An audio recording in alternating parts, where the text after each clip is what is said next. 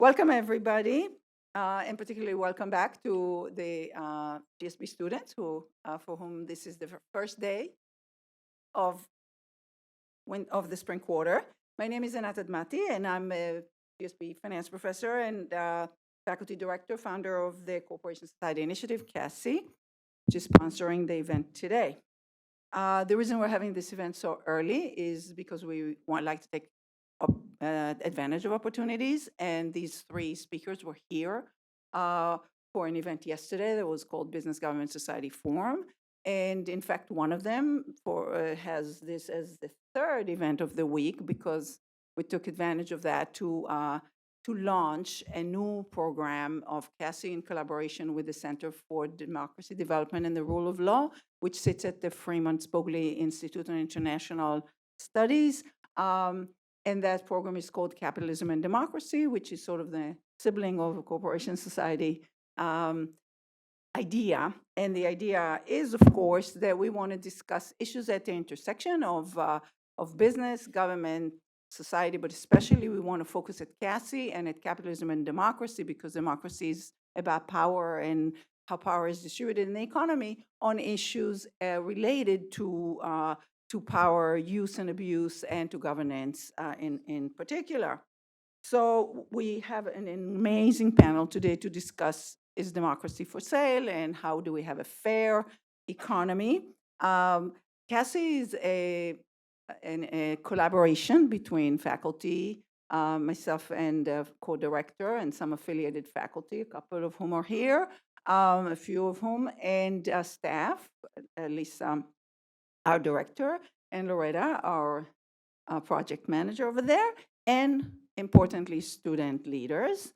And we are just in the process of welcoming a new group of MBA ones to leadership. And before the wonderful leaders that are MBA twos depart, they will be moderating events this spring. This is the first of three that at least we know about, in addition to smaller one, but three relatively bigger ones.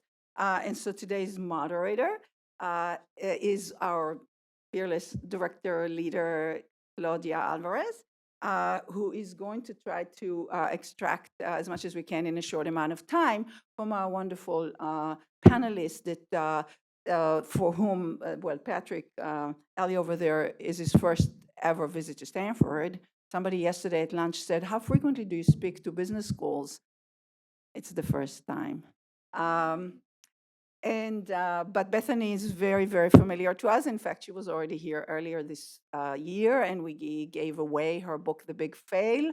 And now we're giving away the books of the other panelists, a third one being, again, the first at CASI, but many of you might be familiar with him because he tends to visit Glenn Cramon's class, Winning Writing, often. So he's a friend of at least some of our curriculum. David Leonhardt from the New York Times. So it's extremely exciting to welcome you all here. And I let Claudia take it from here. Thank you.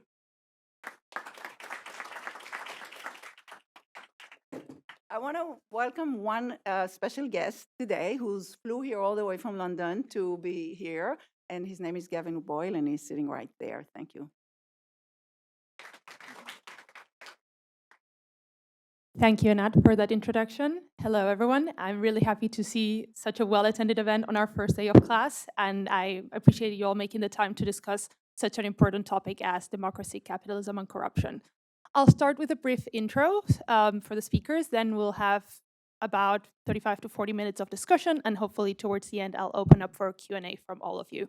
So I'll start with introductions to our incredible speakers. So Patrick Ali, sitting the furthest from me, is the co-founder of Global Witness, an organization that identifies key links between environmental and human rights abuses, and is one of the pioneers of the global anti-corruption movement. Global Witness has garnered significant accolades, including a nomination for the 2003 Nobel Peace Prize and several prestigious awards. Patrick himself has conducted over 50 field investigations globally, ranging from the destruction of rainforests in Southeast Asia, Africa, and Latin America to many other causes. Patrick is the author of Very Bad People, the story of how Global Witness uncovered a global-wide network of organized criminality, kleptocracy, and corruption, and exposed the people behind it. That's one of the books that we have over there, and once the session is over, we welcome all of you to pick it up. His second book, Terrible Humans, will be published in May 2024 and gives the reader a fly-on-the-wall view of the work of activists and journalists exposing a pantheon of crimes, including the operations of the Wagner Group, sanctions busting, and top-level political corruption in the EU. Closest to me sits David Leonhardt. He's a senior writer for the New York Times, where he writes The Morning, its flagship daily newsletter. He is also the author of Ours is the Shining Future, the story of the American dream, another of the books you can find there and pick up after our talk.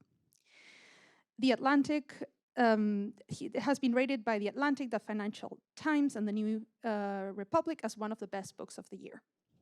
Previously at the Times, David was also an op-ed columnist, the Washington bureau chief, a podcast host, and the founding editor of the Upshot section.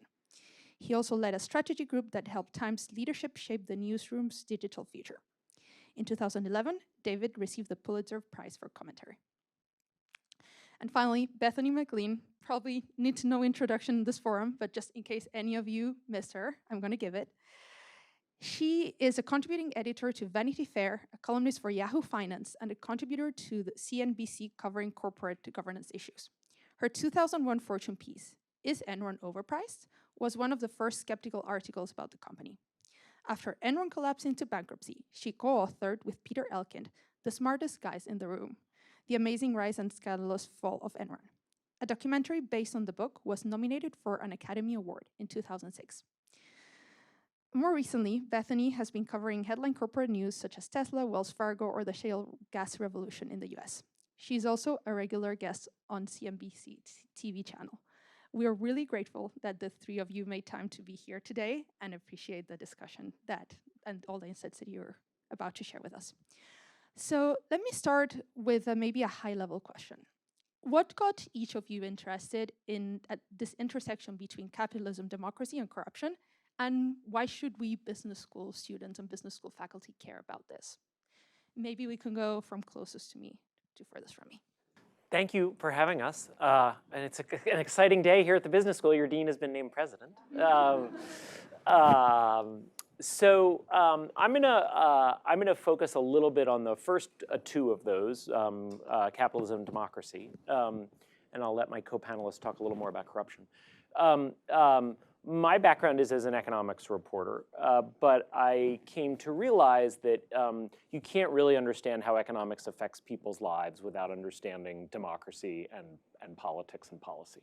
And I just want to throw out two different numbers to think about in terms of that. The United States, in many ways, has the healthiest economy among high-income countries right now. Some of you may have read The Economist story talking about how our GDP has continued to pull away from other countries in the last several years. And so, in some level, if you're just thinking about the economy, we're doing great.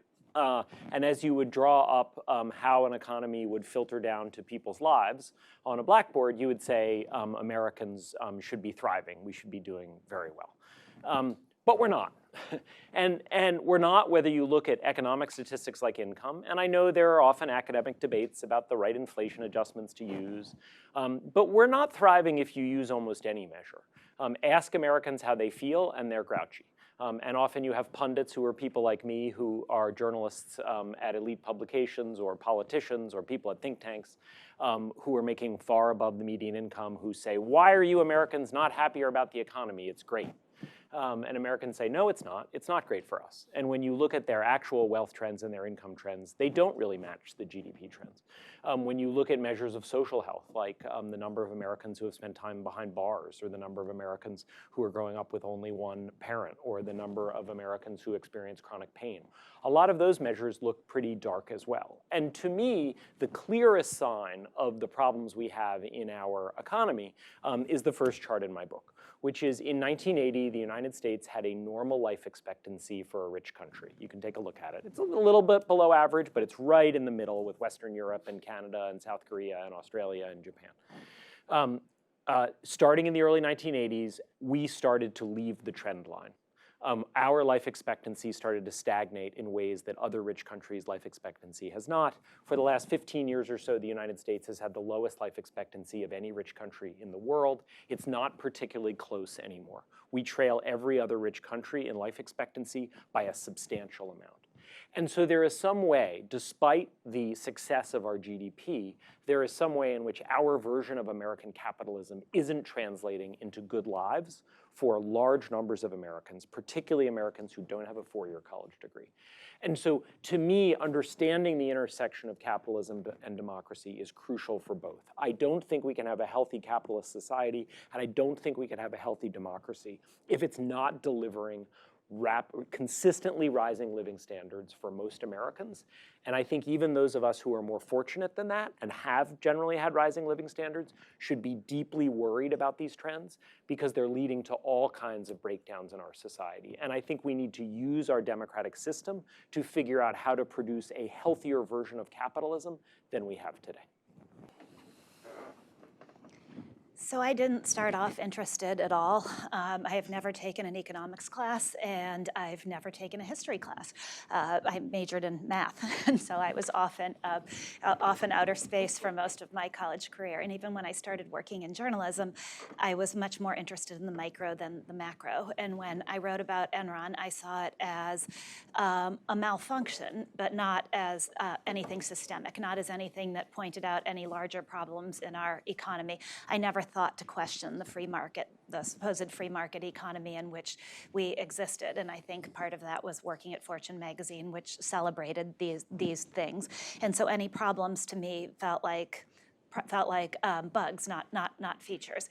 And I think when I started to think more broadly about this was the global financial crisis, which I've renamed the global societal crisis, because I think the lasting legacy of the financial crisis isn't so much financial as it is societal, because it caused a lot of people to question how capitalism is working and how a system that benefits the very wealthy in the best of times can also then come to their rescue in the worst of times. And so I've been thinking about that a lot in the decade plus since the financial crisis and the societal crisis. And I think that has only, a lot of those trends have only accelerated. And I think part of your book that really resonated for me is this idea that at one point in America's history, people were willing to give up on some of what they could take for themselves in order to save capitalism and save the system in which we all exist. And I think we're not in a place where anybody sees self-sacrifice as part of, or as taking less than they can possibly get, as part of what one should do. And I think it's really important that we all begin to think a little more broadly that if we like this system and we think that capitalism throughout history has offered the best chance for the most people of raising people out of poverty and providing a better living standard, then we really need to be thinking about how to save it. Because in the end, everything that leads to a great disruption in society is always economic in nature. And if the economy isn't working for most people, you can guarantee, history will tell you, and I'm still catching up on my history and my econ all these years later, but history will tell you that there will be a revolution and there will be a problem. And so I've begun to really think about what's working in capitalism and what isn't. For me, my interest began in a pub called the Betsy Trotwood with two people and a few lagers back in the mid-1990s. And we developed an idea, the three of us, we met working for an environmental organization. And the idea was focused on a trade we had heard about through press articles of rainforest timber being traded with Thailand during a time of civil war by the Khmer Rouge rebel group. And we figured, well, surely that money is raising money for a war. And so we created Global Witness, sort of harder than it sounds, it took us a year or two, as an investigative organization that would go undercover, do investigations, find out hard evidence of situations like that, and then use that evidence to try and change the law. So in that instance, we went undercover, going up and down the Thai-Cambodia border, documenting what turned out to be a trade worth $10 to $20 million a month. I won't dwell on that now. You can read about it in the book. But we didn't know about corruption, and corruption, for me, is like a cancer that eats the heart out of democracy, but that's something we didn't know then. What led us to that was a leak of some documents, which were letters from the Cambodian prime ministers. There were two at the time, which is another story, and the Thai defense minister. And these letters were saying, we want to export 1 million cubic meters of timber. It's worth several hundred millions of dollars in what's a desperately poor country. We want to export this timber to Thailand. The snag was this timber was in Khmer Rouge territory, which is their battlefield enemy. But in fact, we found out that the government and their enemy were collaborating on that trade. The Khmer Rouge would make $90 million out of it. The government would make $35 million out of it. But actually, it wasn't the government. It was the prime ministers. It was an off-budget deal. It was an illegal deal. The IMF left Cambodia as a result of that deal. And for me, that whole thing was a real shock. How could a political leader do that?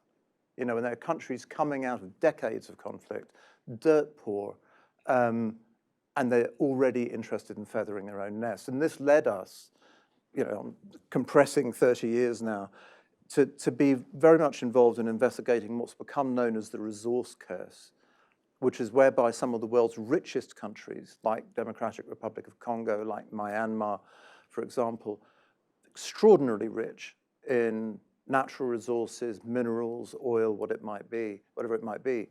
But those countries are in fact some of the poorest in the world, some of the worst human rights conditions in the world, very often prone to conflict, precisely because they're rich in natural resources. And basically they would sell to the highest bidder. And you know, one of my mantras on this is corruption, is that corruption is a globalized industry. So you might have some dodgy politician in whatever country it is, but how's the money flow in? It flows in through banks. Where are the banks? New York, London, Frankfurt. Where are the companies? Same places, perhaps. Where is the money laundered out, you know, by these now rich politicians? Where does it go? London, New York, whatever, and into the pockets of the luxury goods manufacturers. So it's a very much globalized industry. And so that's, you know, what we discovered. It's what fires me up as something to do with my days. Thank you very much for that. And I want to pick up on a topic that both you, Patrick, and Bethany mentioned, which is this issue of systems, or kind of this corruption or interplay between capitalism and democracy does not exist as an interaction between two individuals. It's embedded within a much broader system of people and organizations who maybe knowingly or unknowingly are participating in this corruption and undermining of our democracy. So I would love if you could speak a little bit to the role of these enablers in this full system, and specifically, maybe given this is a rule full of MBA students, like specifically business, the enablement that sometimes business can have of corruption, and what role do you see that playing? And maybe, Patrick, I know we've spoken about this, so maybe we can go from you to here, because I think you may have, yeah. Okay. Yeah, it's what I call in the book the pinstripe army. So you know, I mentioned just now this kind of globalized system of corruption, and if I could sort of come up with an example of that. Some years ago, we got a whiff of some information. And what that was that the secret police chief of Kazakhstan, a guy called Rakat Aliyev, had become the owner of £150 million worth of property in Baker Street, in a very affluent area of London. Baker Street is where Sherlock Holmes, had he existed, lived, and this property, ironically, was where his flat would have been. And Rakat Aliyev, the secret police chief, was the son-in-law of the president of Kazakhstan. And we thought, and we had a whiff that this property belonged to him, but we didn't know it. And so we had to investigate it. And what that meant doing is looking at this whole web of anonymously owned companies dotted around the world, from the Caribbean to the South Pacific to Switzerland to wherever, and trying to work out, well, obviously they weren't in his name or anyone you could imagine's name. So that's the first part of what we call the pinstripe army. The people who set up companies like that, the accountants or the nominee directors who run those companies and keep them secret, which is a complete barrier, not just to organizations like us, but to law enforcement too. So we went on this painstaking exercise to identify who owned those companies, and we thought, okay, we're getting somewhere. We're pretty certain if it's not him, it's someone close to him. And we published a report called Mystery on Baker Street. And then another sort of part of this pinstripe army came into play, which is law firms who wanted to shut us up. This guy's family were clients of Mishcon de Reya, which is one of the leading law firms in London, who actually their business model is taking on dodgy clients. And they were basically hitting us with numerous threats of libel and defamation and this kind of thing. And so that's part of it as well. And in the end, the police got involved. They were investigating the ownership of these properties in London, including some mansions in Hampstead and Highgate, a very posh area of London. And they basically seized them. And then the same law firm managed to turn that around. As the proceeds of crime unit were trying to get those properties, and this law firm basically outspent the police. The police don't have the money that the clients did. And that's just part of the example of how the system gets involved. And so it's not just, corruption isn't just, the bad guy who pays the bribe or whatever it is. It's the system that allows companies like that to abuse, all of our rights. And some of the, leading criminals. This is, it's easy. It's much easier. It's much sexier to sort of, catch the criminals who've robbed a bank or done a diamond heist. These crimes are much bigger. They're worth much more, and they're really hard to prosecute because of this pinstripe army. So when I wrote about Enron years and years and years ago, part of the core of the Enron story was that Andy Fastow, the CFO, was running these off-balance sheet partnerships that did all of their business with Enron. And I didn't mention that in my story, which I've joked in retrospect should have won awards for the meekest title in business journalism history, because it was, is Enron overpriced? And given that the company was bankrupt 6 months later, it was overpriced. But anyway, back to the point. I didn't write about these partnerships because the accountants had signed off on them and the board of directors had signed off on them. And I thought, oh, well then I guess I'm just naive and I don't get that this is the ordinary course of business and I haven't seen this before, but I just must not understand because the gatekeepers signed off on it.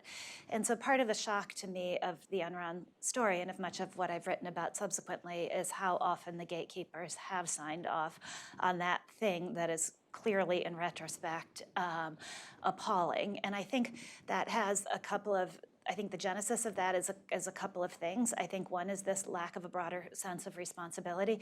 People have this very narrow sense, well, if it's within the rules, then I'm doing my job, and all I'm doing is what's within the rules, and I don't have any broader responsibility to say this is right or this is wrong. And part of it is this confusion, I guess, of sorts between what's illegal and what's unethical. And to me, the worst practices in the ones that are really, really damaging are those that are unethical without being illegal. And I've coined the term, I think I coined it at least, legal fraud, to describe these things that end up being fraudulent, even though in a big picture sort of moral sense, even though every step of the way was actually legal. And so you can't prosecute it. And I think a more recent example that I've written about that comes to mind is the Sackler family and the opioid crisis and Purdue Pharmaceuticals. People look at this and say, wait, how did a family make $4 or $5 billion from the sale of something that has done so much damage to our society? That has to be illegal, doesn't it? No, it's not. The Sacklers will never be prosecuted. It's not illegal. And so I think that's part of the pinstripe army, is not just that which is explicitly corrupt and which is illegal if you can figure out what they're doing. It's actually what is technically legal, what checks all the boxes and follows all the rules, but nonetheless does an immense amount of damage. This is actually kind of a nice order in which to do this answer, because where Patrick starts with very sharp, specific examples, and then Bethany broadens it, and I'm going to try to broaden it further, which is not talk about Andy Fastow's dodgy trades or outright corruption, but just to think a little bit about the culture that we have today in our economy and in corporate America. It is very difficult for any individual person, for any of you, to push against that culture. But I think it's important to be aware of what that culture is and how much it's changed over the last half century. A half century ago, we did have a culture in corporate America that was more patriotic, that cared more about the situation, the condition of the United States, and was more communitarian, that cared more about the communities that it was in than we have today. In the book, I tell the story of George Romney, Mitt's dad, who decided it would be unseemly for any executive at his company to make more than $225,000 a year in total compensation, which is, in inflation-adjusted dollars, a few $1 million today. So when George Romney qualified for a bonus because of how well the company was doing that would have put him over $225,000, he went to the board of directors and he said, please don't pay me this bonus. Please change my contract. I don't think I should make that much more money than any individual employee at American Motors where I worked.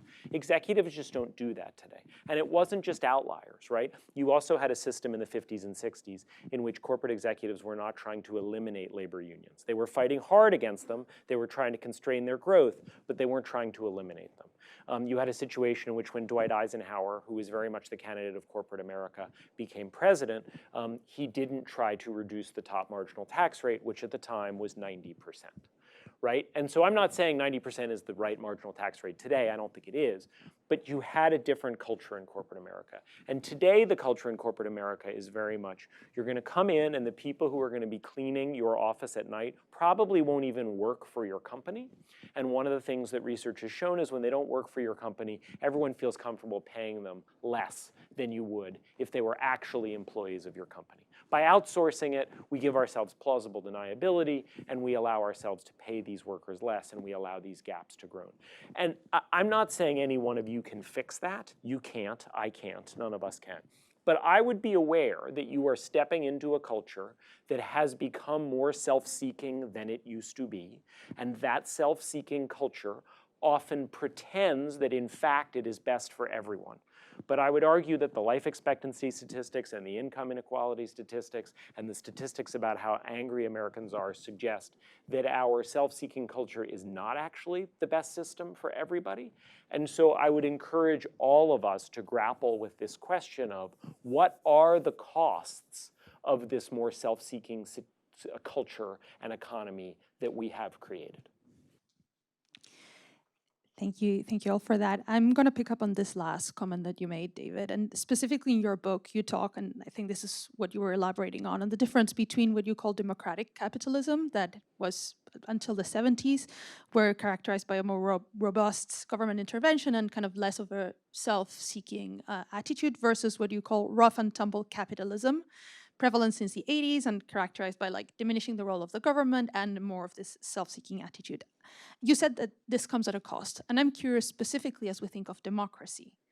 What relations do you see between this rise of rough and tumble capitalism and where we stand in our democratic system today? Well, would you, all of you describe American democracy as healthy today? I'm guessing you would not, right? And it doesn't flow only from the problems I've been describing, but I think they are very much connected.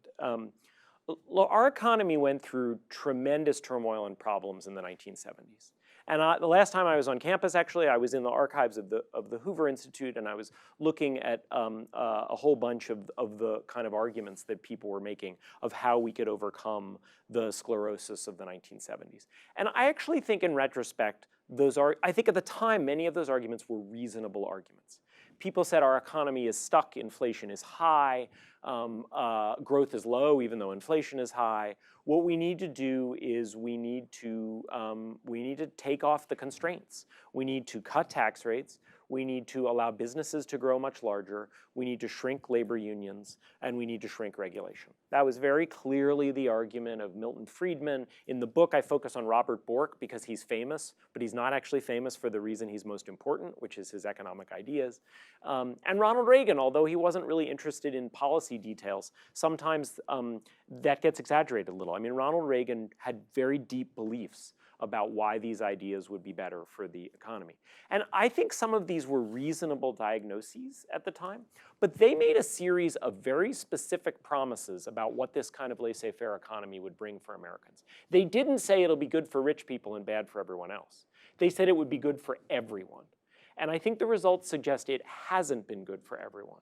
And so I ask progressives to reflect on a bunch of things in the book, and I'm happy to talk about those as well. But the thing that I ask conservatives and neoliberals to reflect on was there were a set of predictions that people made about what this kind of laissez-faire economy would deliver.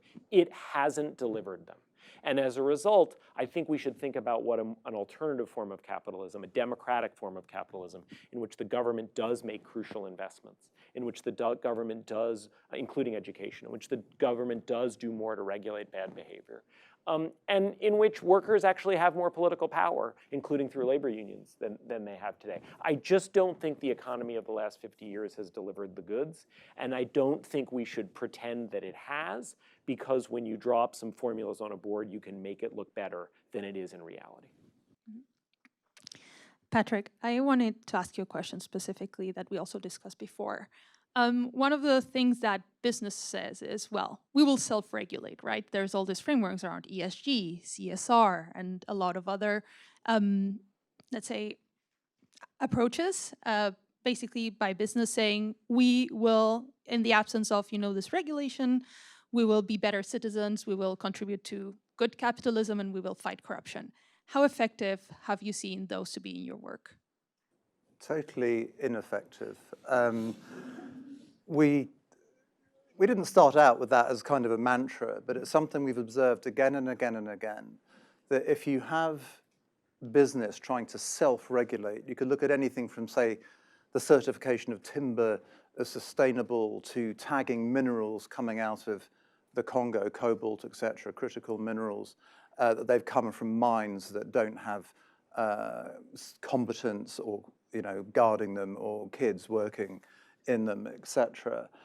Through to, as you said, corporate social responsibility is one of the biggest jokes that I can think of. The corporates on the whole do not give a damn about those things. And one example I'd give is that, and it's not just the corporates, but back in 1992 at the Rio Earth Summit, 126 world leaders gathered together and made a whole load of pledges. The first one of them is we're going to cut carbon emissions. That went very well. And they also talked about conventional and biological diversity and this kind of stuff. Not one of those pledges has been kept in all of the years since 1992. And a lot of that is because companies are entrusted with doing that, like oil companies saying, oh, we'll go for net zero. And then, a couple of years later, they'll do it by such and such a date. And then a couple of years later, they're going, well, actually, well, no, we're going to make it that date or this date.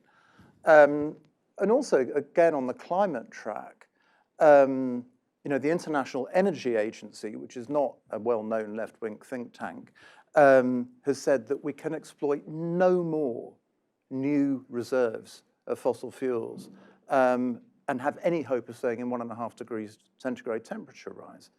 Clear message, scientific message. And yet oil companies all over the world are still signing deals for new exploration, new exploitation. You just can't trust them. The profit motive is too strong. The whole way business is set up is too strong. Listed companies need to provide a return to shareholders in 4 years, 5 years, whatever it is.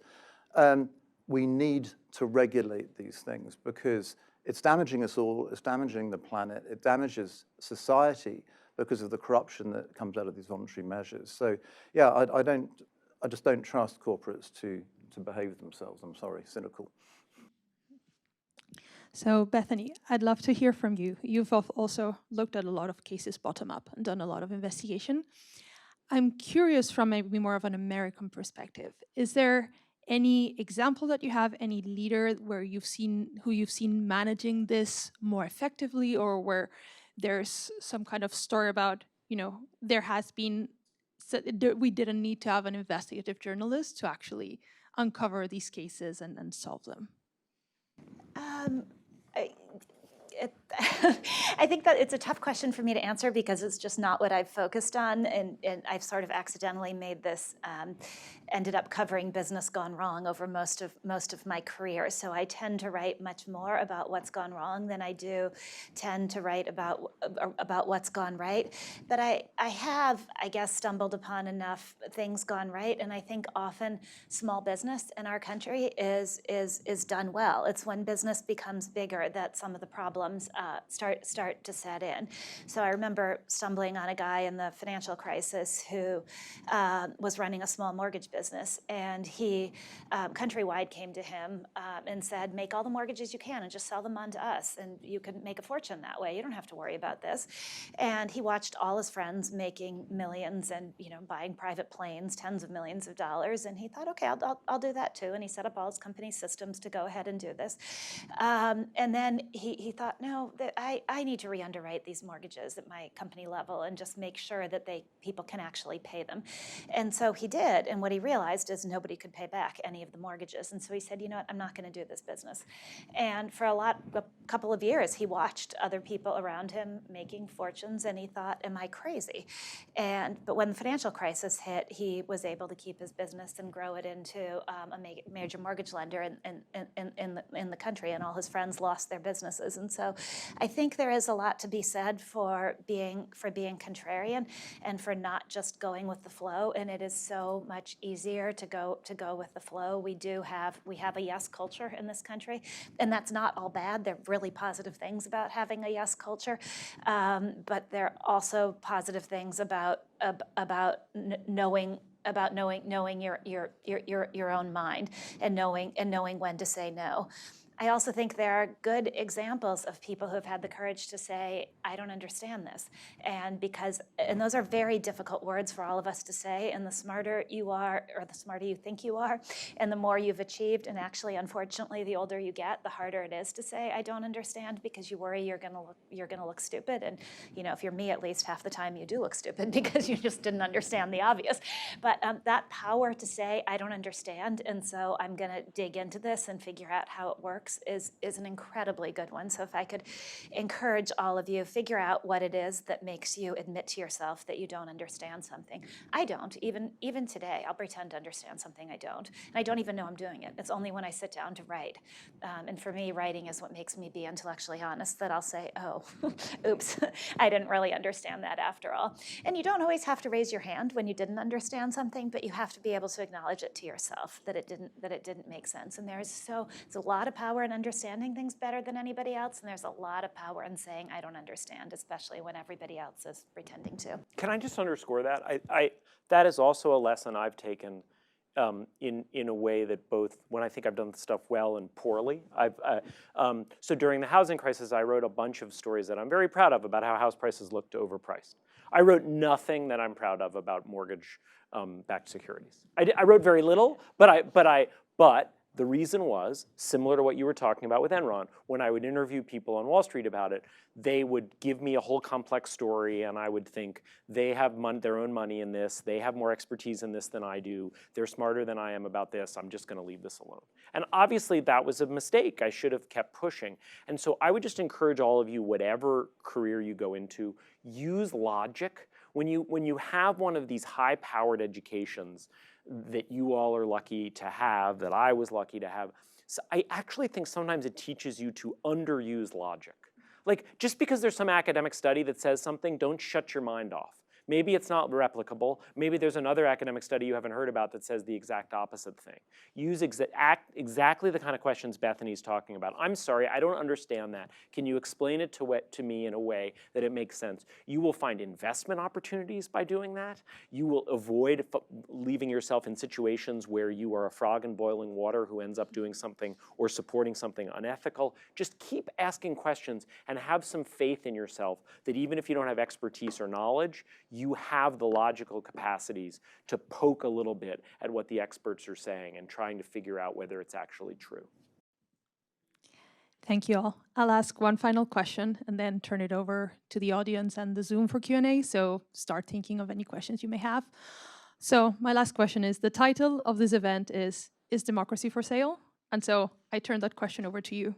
Do you think that democracy is for sale? I think it can be for sale. I think it can be for sale, and we should worry about that. But I still think the most optimistic part of my book, and it's the conclusion, our political system has the power still to work, to improve our country, and to make sure that democracy isn't for sale.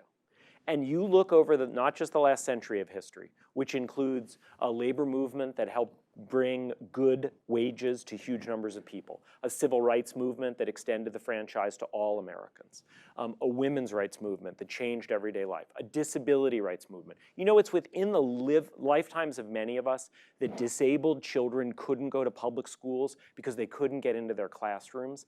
That's outrageous, and a grassroots political movement changed it.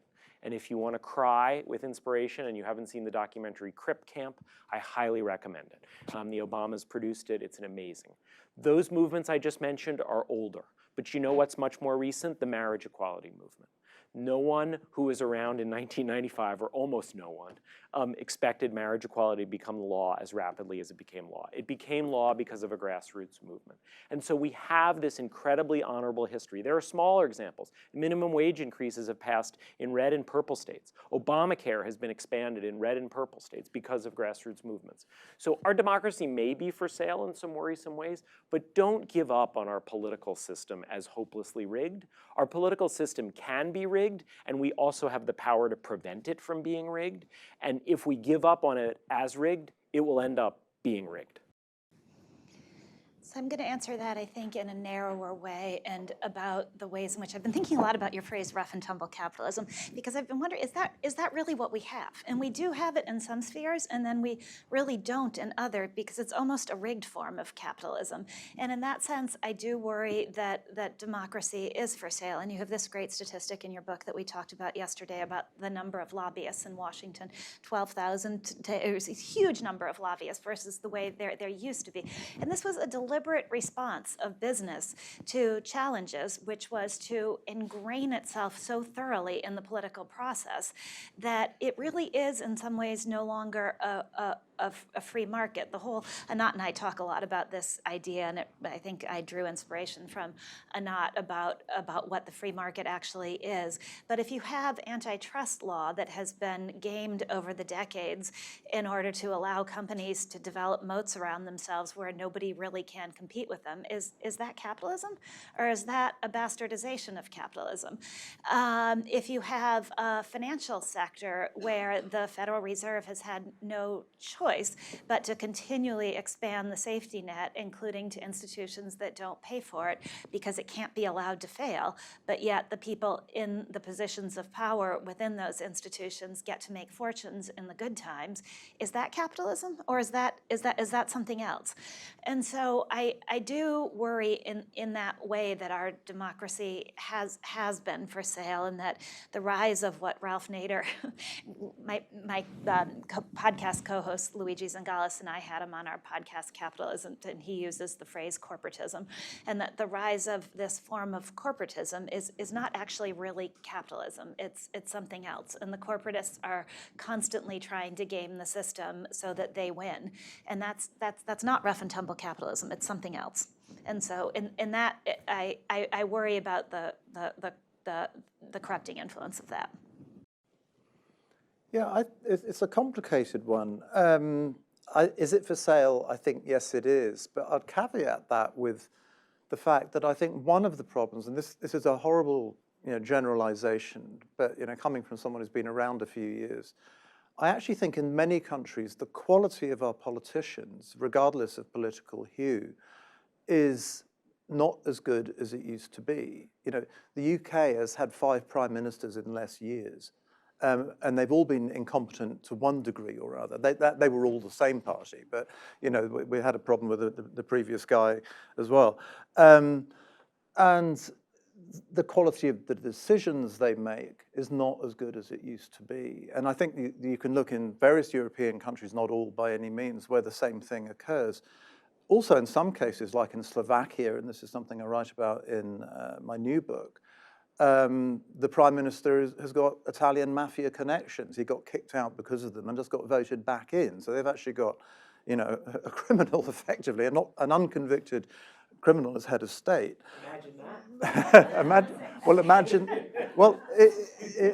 exactly, you know, and so that's leading me to the point that democracy probably was for sale, 20 years ago, 30 years ago, but less people abused it like they do now. And I think this whole polarization of politics we see, through social media, et cetera, plays a role in that and getting like guys like this in there. But additional things, I think, and I'll talk about the UK, this government we have in the UK right now, led by, in fact, a Stanford MBA, as I learned yesterday, I didn't know that, Rishi Sunak. They, if you give a good political donation, you can be a lord or a sir in a week or two. And I think that system of political donations, and I think this is more broadly, I personally, and I'm not an expert on this at all, but I would like to see political donations taken out of politics. Why should a corporate or someone with corporate interests be funding political parties? Wouldn't it be better to allocate money to those parties by the state to campaign and whatever, so people are independent? So the donations that come in, the revolving door, of course, the politicians who are going to leave office sometime and get a nice cushy job as chairman of this or director of that or whatever it is. All of those are ripe to be abused. I can speak with familial knowledge of that because my uncle was one of those people.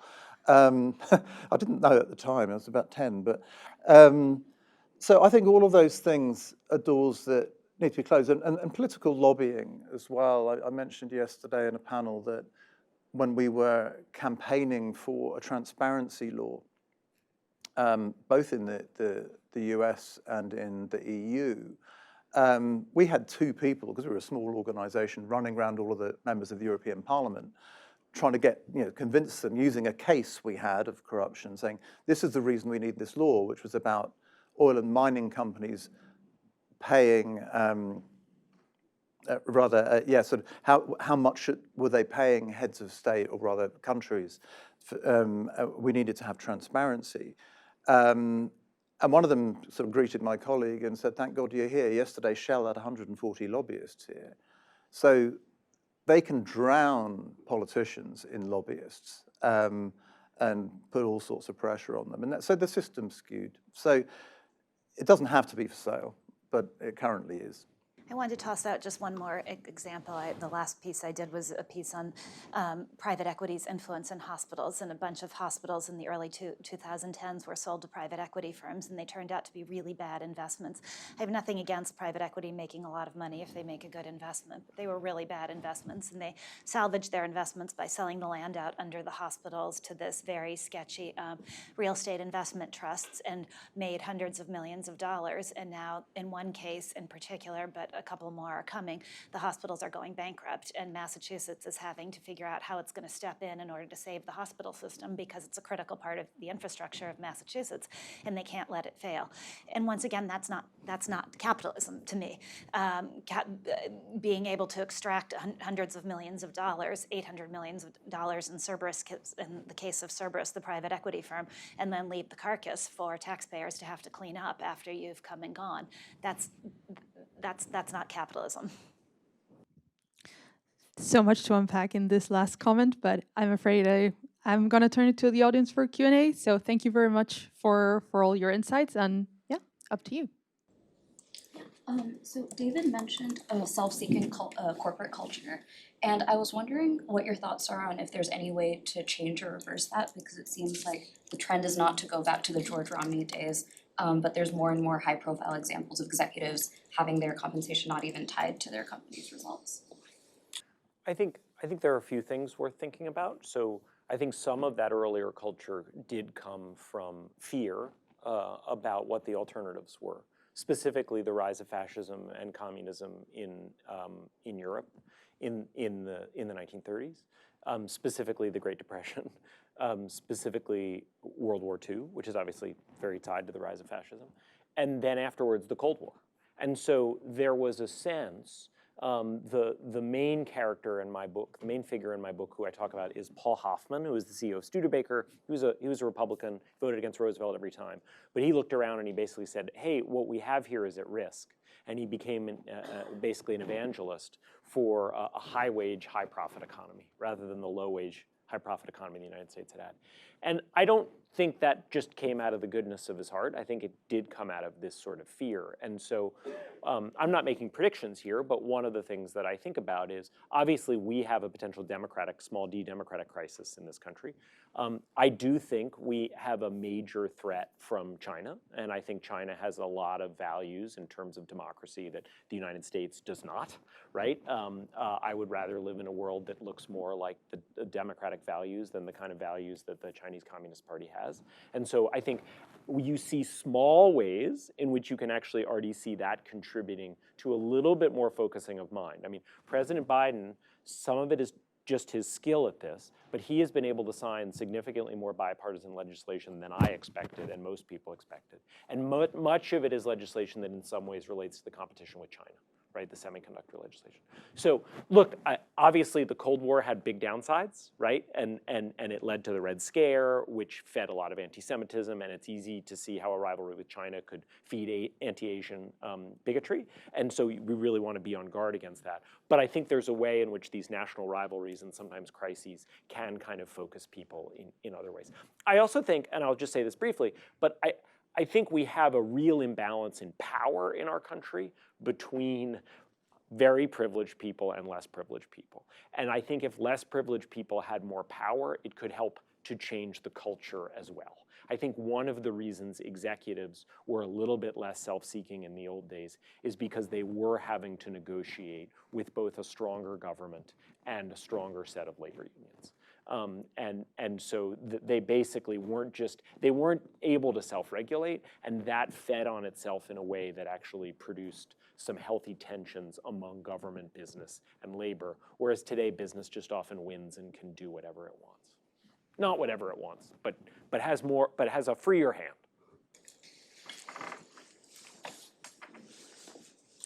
Me? Oh, perfect.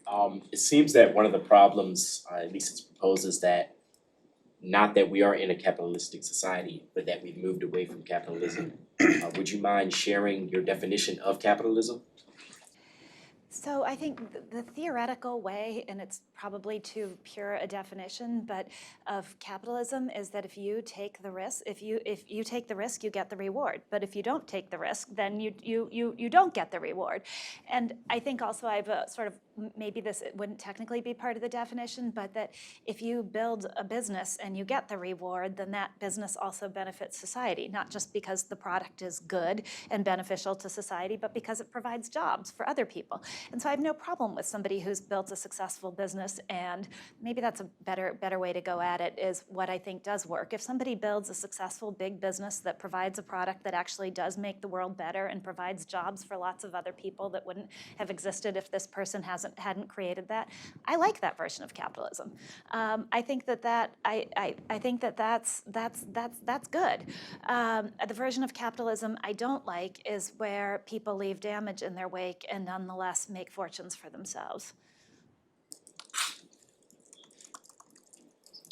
Yeah, just this may seem counterintuitive, but thoughts on salaries for politicians. Like the average person graduating from the GSB will make more than a United States congressman. There's almost a disincentive for, you mentioned the quality of politicians perhaps having gone down. You know, there's very little financial incentive. You read these articles of Congress people sleeping in their office. Where I live here locally, I went to the GSB, but I moved back here a few years ago. San Mateo, for example, is raising it's still gonna be pretty low, but raising the salary for a city council person so that more people can consider taking the job. You don't have to already be a multimillionaire to, you know, then go and be a city council person making $12,000 a year. It can be a legitimate, like, half-time job. So how do you think about salaries for politicians from national to even the very local level? Yeah, I'd be in favor of raising them. Singapore does that, as some of you may know. I think there are real arguments for it. There's also this whole problem that people who have opportunities and often would have the opportunity to go into capitalism understandably want to have want to do well financially, right? And so Chairman Powell of the Fed was here yesterday, and he was telling people that he really believes, he has loved this model where he's gone back and forth between the private sector and the public sector. I think he's a very honorable figure. I don't mean this as a criticism of him. But that creates some slightly weird incentives. It ends up meaning that a lot of our high-level politicians tend to have a particular worldview, right? Which is the worldview of finance in the case of Fed. And so I don't think it would solve all our problems, but I love technocratic fixes, and I like Singapore's approach to paying politicians better. I'm going to argue with that. Good. I don't think it fixes the problem. I think part of the problem is the disincentives for going into public service are so huge today, and that's the broader problem of income inequality. If you were in the old days, if you were giving up this much to go into public service, but there was still the honor associated with going into public service, and you could still own real estate in your town, and your kids could still go to a good school, well, then maybe you were more inclined to go into public service, even if you were making a little less money than you would otherwise. If today the choice to go into public service means the difference between making, say we raise politicians' salaries, means the difference between making $500,000 and making $10 million, and your kids can no longer go to a good school and you can't afford to buy a house in your neighborhood, then the disincentives are huge, and that's going to deter a lot of competent people from going into public service. So it's all bound up in this larger issue of income inequality, and it's one of the ways in which I think the catchphrase of income inequality or wealth inequality does kind of a disservice to how big the issues are because of all the spillover issues associated with it. Can I just add something as well? I'm not remotely qualified to answer this in any educated way, but I agree.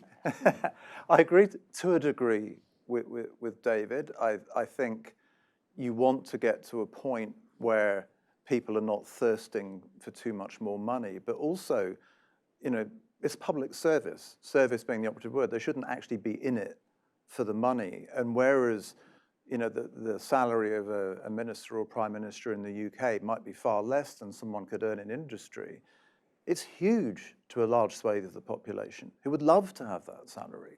And it'd be great if we had more people like that in politics. So if you've got someone who's going in there for the money, I think that's a problem. Or if they're rich enough not to worry about it, that could also be a problem. It's not a bar, but it means they're quite lightly out of touch.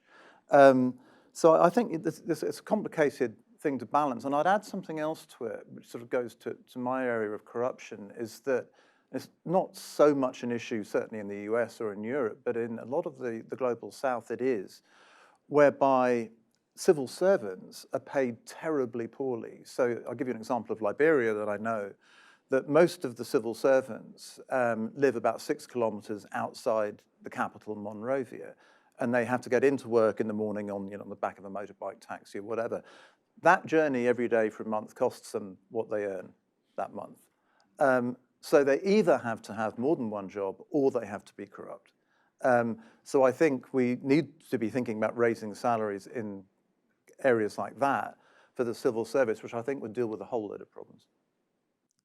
Okay, thank you very much. We are at time, so I apologize if we didn't have time to cover all your questions. Thank you all for attending. Thank you for our panelists. A big round of applause for them, please.